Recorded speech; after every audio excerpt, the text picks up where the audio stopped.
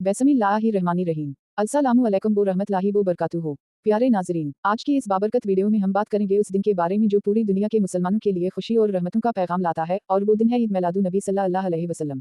ईद मिलादुन नबी सल्लल्लाहु अलैहि वसल्लम क्या है? शुरू करने से पहले ईद मिलादुन नबी के मौके पर और हज़रत मोहम्मद सल्लल्लाहु अलैहि वसल्लम से मोहब्बत के इज़हार के लिए इस वीडियो को ज़्यादा से ज़्यादा शेयर करें और इस्लाम फैलाने में हमारा साथ देकर हमारा यूट्यूब चैनल सब्सक्राइब करें।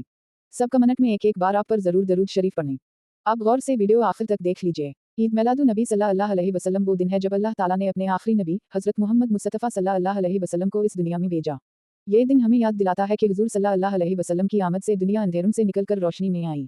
ईद मिलादुन नबी की तारीख और अहमियत। अक्सर उलमा के नज़दीक हुज़ूर सल्लल्लाहु अलैहि वसल्लम की विलादत बासादत 12 रबीउल अव्वल को हुई। ये दिन हमारे लिए सबसे बड़ी नेमत की याद है क्योंकि अल्लाह ताला ने हमें अपना महबूब नबी सल्लल्लाहु अलैहि वसल्लम अता फरमाया।